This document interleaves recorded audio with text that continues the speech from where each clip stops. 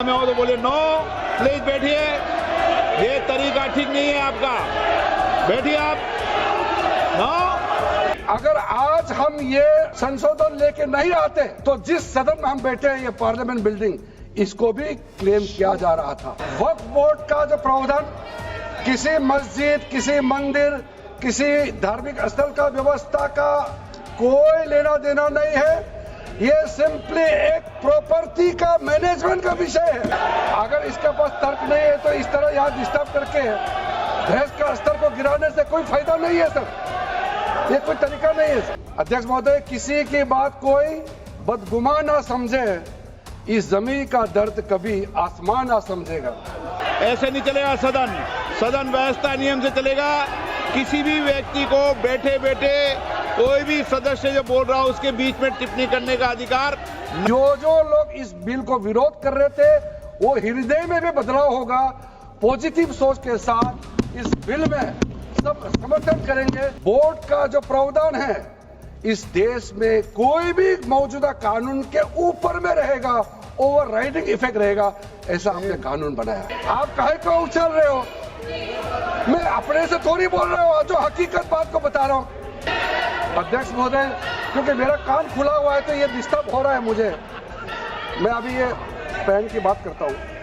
किसी मस्जिद का मैनेजमेंट को हम हस्तक्षेप करने का कोई इसमें प्रावधान नहीं लिया जा रहा है। किसी भी बिल के ऊपर में लोगों का याचिकाएं नहीं आया आज तक, चाहे वो हिंदू हो, मुसलमान हो, सिख हो, ईसाई हो, पारसी हो, बौद्ध हो, जैन हो, वो क्रिएट कर सकता है। आजादी से पहले ये बिल, जब पहली बार मुसलमान वक्फ वैलिडेटिंग एक्ट पास किया गया था 1913 में, महोदय जी, कुल मिलाकर के 97,27,772 याचिकाएं ऑनलाइन, फिजिकल, मेमोरेंडम के रूप में, रिक्वेस्ट के रूप में और सुझाव के रूप में पूरे तरह से सरकार ने देखा है। वो जेपीसी के माध्यम से हो या डायरेक्ट दिया हो, हमने सब उसको देखा है। इससे बड़ा कभी भी, इससे ज्यादा संख्या में किसी भी बिल के ऊपर में लोगों का याचिकाएं नहीं आया आज तक। कुल मिलाकर के 284 डेलीगेशन ने अलग अलग समुदाय के जो स्टेक होल्डर्स है, उन्होंने कमेटी के सामने में अपने बात को रखा है, सुझाव भी दिया है। 25 स्टेट गवर्नमेंट और यूनियन टेरिटरीज का वक्फ बोर्ड ने अपना सबमिशन भी पेश किया गया है। इसके अतिरिक्त कई लीगल लुमिनरीज, विद्वान लोग हैं हमारे समाज में, कम्युनिटी लीडर्स हैं, अलग अलग धार्मिक संस्थाओं का प्रतिनिधि, charitable organisation, civil society, academicians, researchers, policy makers, सब ने इस कमेटी के सामने में पेशकश किया है। उसके साथ साथ मैं कहना चाहता हूं सर, आज जब मैं जो बात रखूंगा आपके सामने में, पिछली बार जब हमने ये प्रस्तुत किए थे बिल को इस सदन में, तब भी मैंने कई बातें बताई थी। आज मैं उसको नहीं दोहराते हुए कुछ बातें मैं जोड़ूंगा, और मुझे अपना बात रखने के बाद सिर्फ उम्मीद ही नहीं, पूरा यकीन है कि जो लोग इस बिल को विरोध कर रहे थे, वो हृदय में भी बदलाव होगा। पॉजिटिव सोच के साथ इस बिल में सब समर्थन करेंगे, ये मैं विश्वास के साथ आगे अपना बात रखना चाहता हूं। क्योंकि मैं पॉजिटिव नोट से बात रखना चाहता हूं, तो इसलिए एक मेरे जो मन की बात है मैं कहना चाहता हूं, तो इससे अच्छा संदेश जाए। किसी की बात कोई, अध्यक्ष महोदय, किसी की बात कोई बदगुमान ना समझे, इस जमीन का दर्द कभी आसमान ना समझेगा। ये मैं दिल से कह रहा हूं, क्योंकि अच्छा सोच के साथ, बड़ा दिल के साथ, खुले मन से मैं ये प्रस्ताव आपके सामने में पेश कर रहा हूं। सर, कई लोगों ने अपने अपने तरीके से बातें रखी हैं। किसी ने कहा ये प्रावधान अनकॉन्स्टिट्यूशनल है, गैर संवैधानिक है। किसी ने कहा ये इलीगल है, अनलॉफुल है। सर, ये बिल जो हम लोग जिक्र कर रहे हैं, कोई नया विषय नहीं है। आजादी से पहले ये बिल जब पहली बार मुसलमान वक्फ वैलिडेटिंग एक्ट पास किया गया था 1913 में, तब से इसका इतिहास शुरू होता है। उससे पहले प्रिवी काउंसिल ने 1894 में इनवैलिडेट किया था वक्फ अल औलाद को। बाद में उसका प्रॉपर लीगल फॉर्म में 1913 के बाद फिर 1923 में द मुसलमान वक्फ एक्ट लाया गया था, जिसमें अकाउंटिंग और ट्रांसपेरेंसी के बारे में ये जोर उसको देते हुए ये एक्ट पास किया गया था। उसके बाद 1930 में द मुसलमान वक्फ वैलिडेटिंग एक्ट लाया गया है, जो रीइंफोर्स करता है legal validity of the family वक्फ। परिवार में जो वक्फ होता है उसको जोड़ देते हुए ये बिल लाया गया है। उसके बाद आजादी के बाद 1954 में 1954 में वक्फ एक्ट पहली बार आजाद भारत का एक्ट बनी और उस समय स्टेट वक्फ बोर्ड का भी प्रावधान उसी 1954 एक्ट में प्रावधान किया गया था। उस समय से लेकर के कई संशोधन के साथ में 1995 में व्यापक रूप से ये वक्फ एक्ट बनी है। तो उस समय किसी ने नहीं कहा कि ये एक्ट अनकॉन्स्टिट्यूशनल है, किसी ने नहीं कहा उस समय ये अनलॉफुल है। आज जब हम उसी बिल को सुधार के ला रहे हैं, तब आपको ये अनकॉन्स्टिट्यूशनल अनलॉफुल का ये शब्द इस्तेमाल करने का आपको ये नौबत कैसे आया, ये सोच क्यों आया? अगर आप सच्चे दिल से सोचते और मन साफ होते तो आप तर्क पे जाते। इस संशोधन बिल में जो जो तर्क है आप उसमें बात कीजिए, आप उसको छोड़ के जो कोई लेना देना नहीं है बिल में, उसका बात आप लेकर के लोगों को गुमराह करने का, बरगलाने का काम जो किया है, उसको मैं शुरू में साफ करना चाहता हूं। अध्यक्ष महोदय जी, 1995 में ट्राइब्यूनल का पहला व्यवस्था किया गया है ताकि वक्फ बोर्ड का कोई भी निर्णय किसी को अगर पसंद नहीं है या उसको चैलेंज करना चाहता है तो वक्फ ट्राइब्यूनल वहां आप जा सकते हैं। उसका प्रावधान पहले बार हुए हैं और उस समय यह भी फैसला हुआ कि 5 लाख से ज्यादा आमदनी किसी वक्फ प्रॉपर्टी में है, उसके लिए सरकार एग्जीक्यूटिव ऑफिसर्स अपॉइंट किया जाएगा। ये भी 1995 में शुरुआत की है। अध्यक्ष महोदय जी, ये आज एक ट्रिगर पॉइंट क्यों हुआ है? ये अमेंडमेंट बिल लाने का आवश्यकता सबसे ज्यादा शुरुआत कहां से हुई?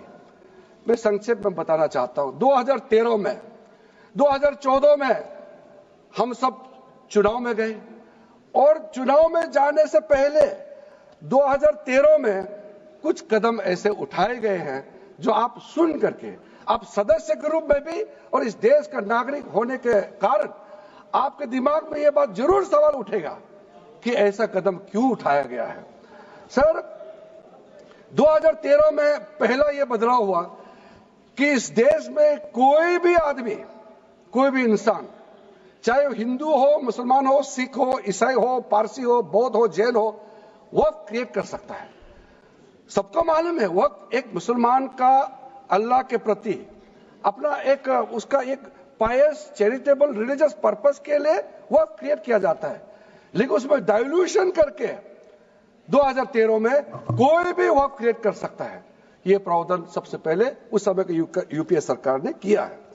दूसरा, आपने सारा वक्फ को स्पेसिफिक कर दिया कि शिया बोर्ड में शिया ही रहेंगे, सुन्नी बोर्ड में सिर्फ सुन्नी ही रहेंगे और कोई भी बोर्ड हो सिर्फ उनके लोग ही रहेंगे, बाकी कोई उसमें आ नहीं सकता है। ऐसा आपने प्रावधान किया। तीसरा, 2008, सर आप शांति से सुनने के बाद आप जो भी पूछेंगे हमारा रिप्लाई तो आएंगे ही सर। डिबेट का आखिरी में है, मेरा फिर से रिप्लाई होगा। तो अभी मैं जब शुरुआत में कुछ दृष्टिकोण रख रहा हूं, इसमें कोई हस्तक्षेप ना करे, ध्यान से सुनिए ताकि हमारा डिबेट का स्तर भी ऊंचा रहे और तर्क भी सामने में आ जाए।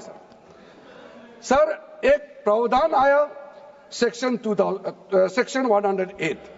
उस सेक्शन 108 में यह लिखा गया है कि वक्फ बोर्ड का जो प्रावधान है इस देश में कोई भी मौजूदा कानून के ऊपर में रहेगा, ओवरराइडिंग इफेक्ट रहेगा, ऐसा आपने कानून बनाया है।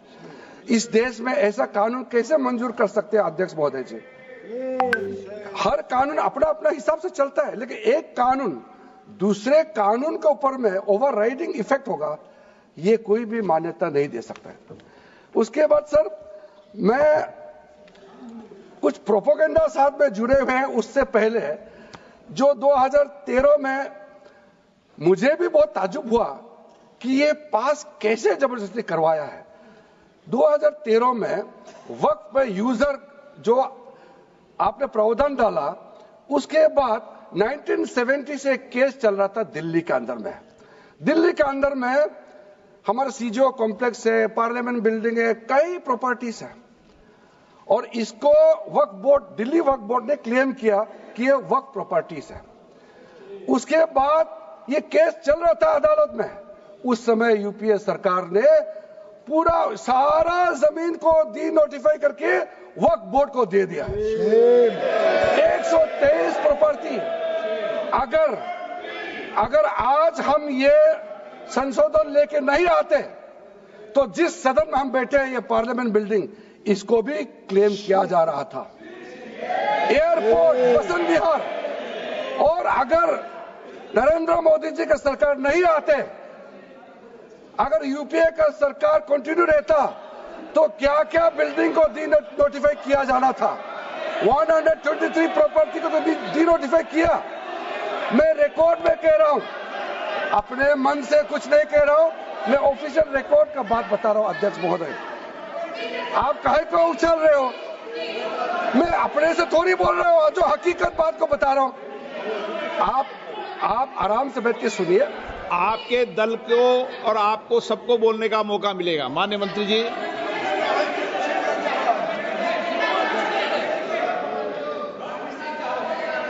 सर, मैं फिर से कह रहा हूं, मैं एक शब्द अपने ओर से नहीं कह रहा हूं। जो घटना है, जो हकीकत है, यही कह रहा हूं। इनको इसमें इतना उछालने का, उत्तेजित होने का कोई मतलब ही नहीं है सर। अध्यक्ष महोदय,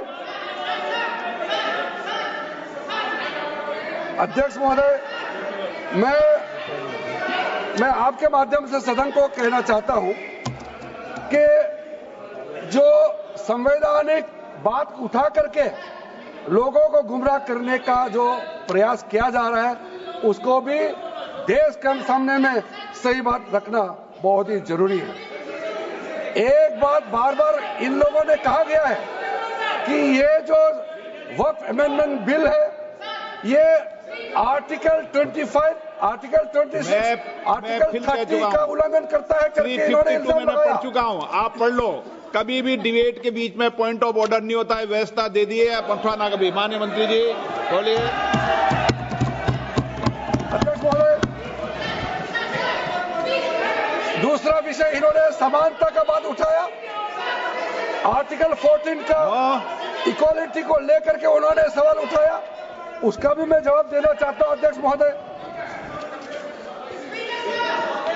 ये कोई तरीका नहीं है। माननीय अध्यक्ष की व्यवस्था अंतिम व्यवस्था होती है। बोलिए मंत्री जी, आप बोलते जाओ। अध्यक्ष महोदय, क्योंकि मेरा कान खुला हुआ है तो ये डिस्टर्ब हो रहा है मुझे। मैं अभी ये पैन की बात करता हूं। अध्यक्ष महोदय, ये वक्फ बोर्ड का जो काम है, ये बेसिकली वक्फ प्रॉपर्टी को जो संभालने वाले मुतावली और जो वक्फ प्रॉपर्टी को व्यवस्था करते हैं, उसको संचालित करने के लिए ये गवर्नेंस का, सुपरविजन का एक प्रावधान है। किसी भी तरीके से वक्फ बोर्ड वक्फ प्रॉपर्टी को मैनेज नहीं करता है। वक्फ बोर्ड वक्फ प्रॉपर्टी मैनेजमेंट में हस्तक्षेप नहीं करता है। आप साफ साफ सुन लीजिए, अगर इसके पास तर्क नहीं है तो इस तरह यहां डिस्टर्ब करके बहस का स्तर को गिराने से कोई फायदा नहीं है सर। ये कोई तरीका नहीं है सर। बोलते जाओ सर, वक्फ बोर्ड का क्रिएट करना एक जो वाकिफ होता है, जो अपना विलिंगली वक्फ क्रिएट करता मैंने है। व्यवस्था दे दी है, आप जब समय हो तो बोले नो, प्लीज बैठिए, ये तरीका ठीक नहीं है आपका, बैठिए आप। नो, बैठिए। माननीय मंत्री जी, सूची है 2013 की प्रॉपर्टी हाँ है मैं लाता निकाल बताना सूची मंगा के देता कहते भी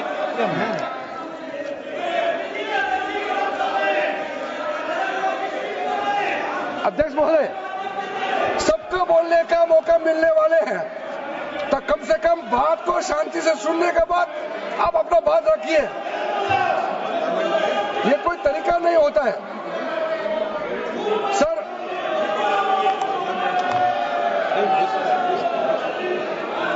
अध्यक्ष महोदय, ये जो उन्होंने गुमराह करने का कोशिश किया गया है, ये मैं कुछ केसेस आपको बताना चाहता हूं सर।